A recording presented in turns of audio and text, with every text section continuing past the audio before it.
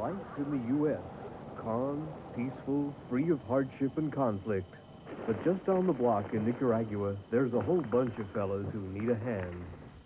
When I first saw what was happening in Nicaragua, it got me here. You know, in America, we're lucky enough to have plenty of everything. We take so much for granted.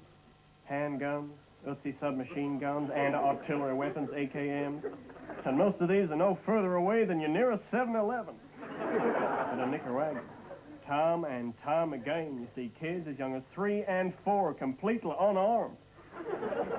When I saw this shocking reality at first hand, I knew I had to do something. And I did. With the help of thousands of families right across America. Families like this one. Before we started sponsoring Carlos, he'd never even seen a rocket launcher. Now we get regular casualty reports telling us how he's destroyed whole villages or taken out a school or a hospital.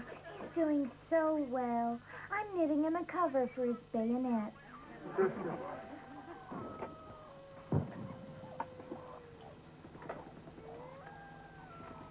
Dear Carlos, you wrap up good and warm now. Love, Ellen. And Henry.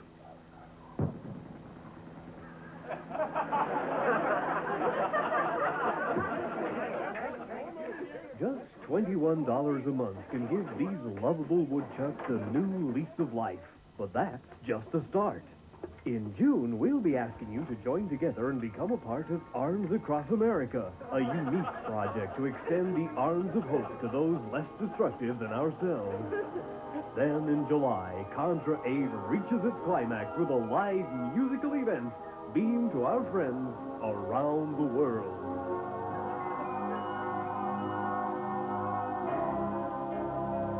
There comes a time when we all must join as one and behave in a warm and caring way. There comes a time when we must sell arms overseas so that foreigners can blow themselves away. We are the world. We are the children. We are the countries to show them that we care. We are the world. We are the children. We are anti-Marxist regime everywhere. There are people dying from bullets we supply. We don't care less, 'cause we on either side. It's a choice we're making to have all nations clash. But of course, we're in it for the cash. We are the world. We are the children.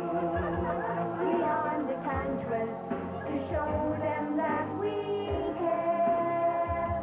We are madcap African nations. We are South American loonies. We are Asian dictators. We are Italian restaurant waiters. We are Iran, Iraq, Israel, Palestine, and Lebanon. We are the Libyans, the Syrians, the Arabs, and the Egyptians. We are the South Pacific, Australia, but not New Zealand.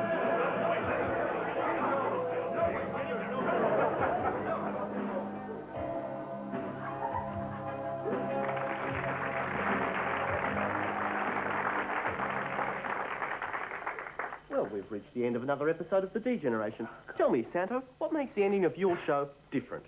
Well, Tom, on any other Australian comedy show, what they try and do is finish off with some kind of freeze frame on the last sketch. Oh, yuck. Yeah. And then over a very irritating theme tune. a whole series of tedious stills from the show, they'd start up a long list of boring credits. Oh, that would be boring. Well, it's basically just an ego trip for the writers and for a whole lot of other hangers-on. I mean, who's ever heard of Jeff Smart, eh? Look, there'll be no credits, there'll be no flashbacks.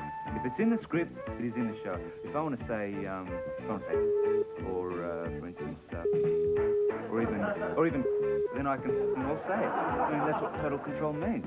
Say, and it means no more ABC announcers. You know how they come on and they say those fatuous things like, Next week, more wacky off-the-wall convention-breaking humor with that zany university bunch, the D-Generation. no more tired old gimmicks like, going back for one last sketch at the end of the credits. Why's that?